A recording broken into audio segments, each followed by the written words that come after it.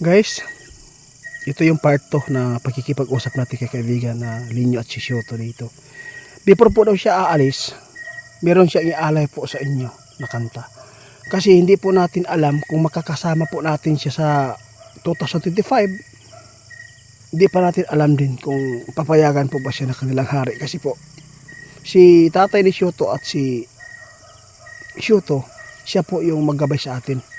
Shoto, maraming salamat ha. Ikaw na po yung makakasama namin at saka yung tatay mo. Oo, kaibigan ninyo. Ano pong gusto ko meron ka maipaabot sa mga followers natin? Oo, shout out to, bro. Wilbert Lagari. Oo, at saka si Ma'am Nis Gregorio, may love shout out, at saka si Ma'am Joan TY, may love shout out, Sir Joey. Oo, at saka si guys, pasensya na kayo kung sino man yung hindi ko na nababasa. Basta nakita ni kaibigan ninyo ang inyong kabutihan sa amin. Kaya before siya aalis ngayong gabi na to, ay samahan niyo po siya na magkakanta para po iaalay po sa inyo kasi aalis na po siya. Before siya magkakanta, ipapaabot pa niya yung paalala tungkol sa mundo natin sa kaibigan.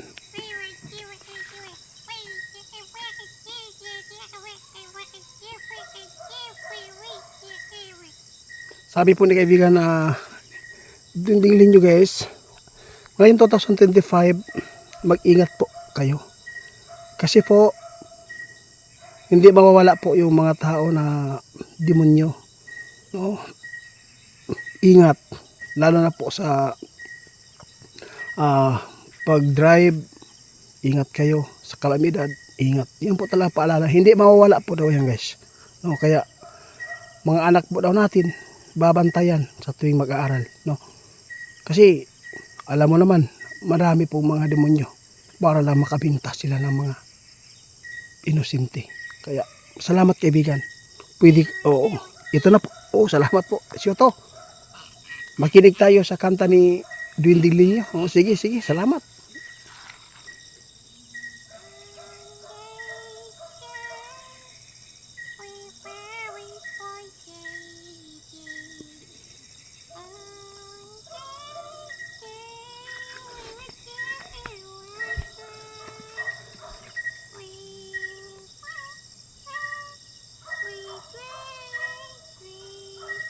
Cute guys.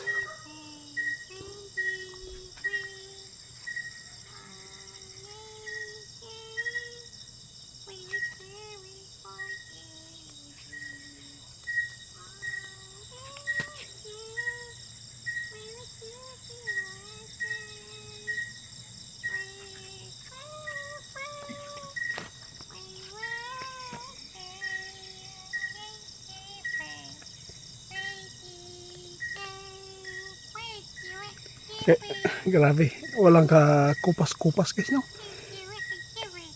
Meron pa daw siyang ialay sa inyo guys, no? Ito talaga yung last na pagkanta niya karong tuiga, no? Mawawala na yun siya. Huwag kayong mag-ano guys huwag kayong masaktan, huwag kayong umiyak dyan kasi alam kong mahal po nyo si kaibigan ninyo. Sabi po niya, basta huwag nyo akong kalimutan. Hindi ko kayo makakalimutan, sabi po niya. Sige po. Sige.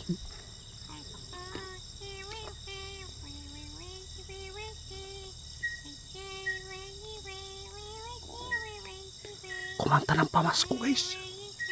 Wow.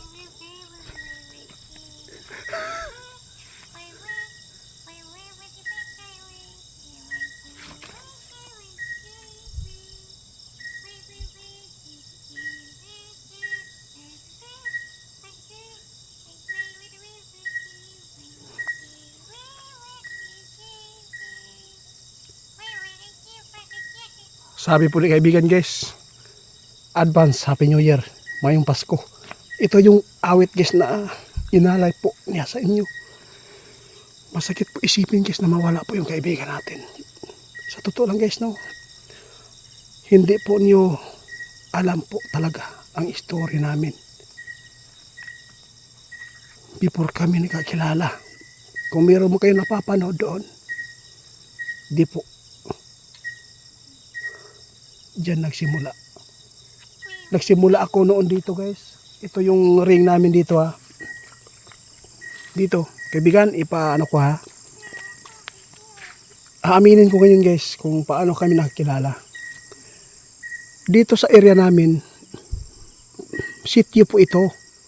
Mula nang yung mga tao dito nawala dito sa bahay, dito sa lupa namin, wala na.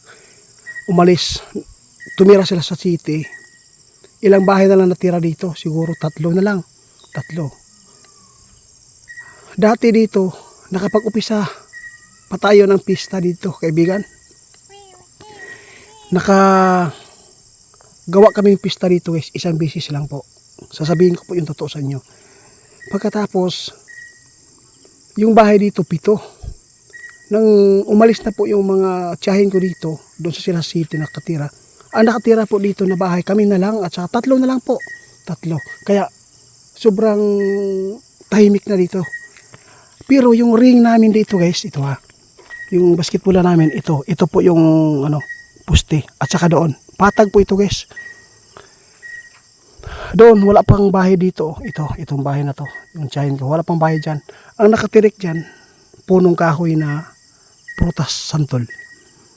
Naglalaro po akong basketball doon. Tapos, siguro, mga alas 6 kaibigan, di ba? Edad ko pa yon, 15 years old yata yon. At saka, sobrang malaki talaga yung buwan guys. Wala pang kahoy dito guys. Malinis ito. Malinis. Wanang siya. Alam mo ba kung paano namin nakilala guys? Kung paano ko nakilala? Silin nyo.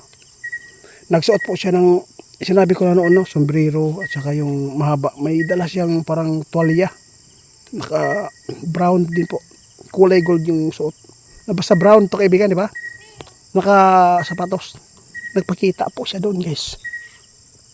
Sasabihin ko po yung totoo. Nagpakita siya doon sa akin. Sobrang alas 6 po. Napakalaki yung buwan, di ba? Kaibigan. Oh, bakit po kayo nagpapakita noon? Sabihin natin sa kanila, ha?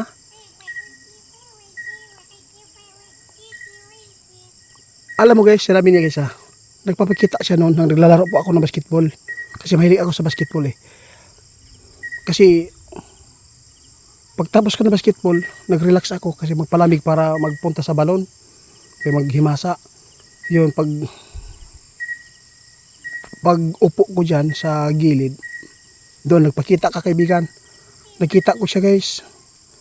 Tapos, tinignan ko. Ang nangyari, naglakad siya doon sa, galing po siya sa maliwanag na tinamaan siya ng buwan. Tapos, pumunta siya sa puno ng santol sa may lilim na. Doon siya nawala. Pagkatapos kaibigan, anong nangyari doon? Doon na po siya guys, pumupunta sa bahay ng nanay ko. Nagpaparamdam. Doon po hanggang nagparamdam hanggang ito na. Ito na. Nung nakasama ko siya. Pagkatapos, yung anak ko, si Kapitan, nakikita. Kahit patatanungin po natin si auntie ko dito. Kahit ngayon po, binibiro pa rin sila ng ating duwende, kaibigan. Oo, yung CR guys, binubuksan niya.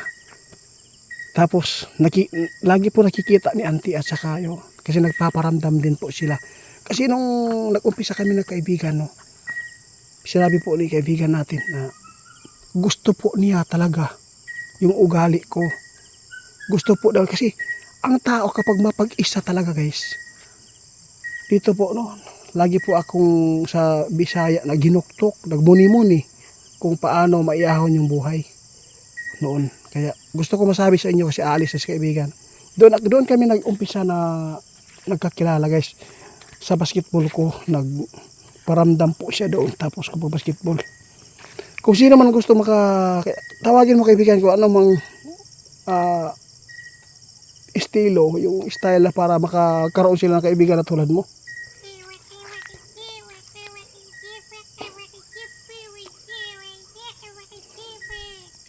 Ang sabi po ni kaibigan guys, hindi basta-basta na magkaroon ng kaibigan na duwende. Oo. Kusang loob lang po talaga yan. Kahit papipilitin ninyo, gusto nyo makasalamuha yung kaibigan nyo na makasalamuha kayo ng mga duwende. Hindi basta-basta yun. Kasi buhay po yung kapalit, diba kaibigan? Oo. Silin nyo, sobrang bait. Sa susunod guys ha, mawala man si kaibigan nyo, magawa ako ng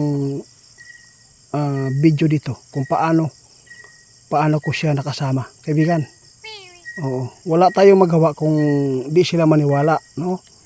Oo. Basta, yun na.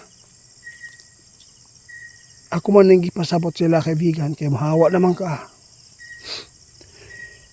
Alis naman siya guys. No? Kukunin na siya. Oo. Doon kami nagsimula na nakakita ko siya sa akong pagbasketball guys. Nagparamdam siya kasi gusto po daw niya talaga yung ugali ko. Kasi mahilig ako mapag-isa. Nagmuni-muni kasi malaki talaga yung mga ano ko sa buhay guys, no? Pananaw na maiahon yung pamilya ko. Kaya ito na. Susunod guys. Maiyak ako guys. Hindi nyo. Dito lang.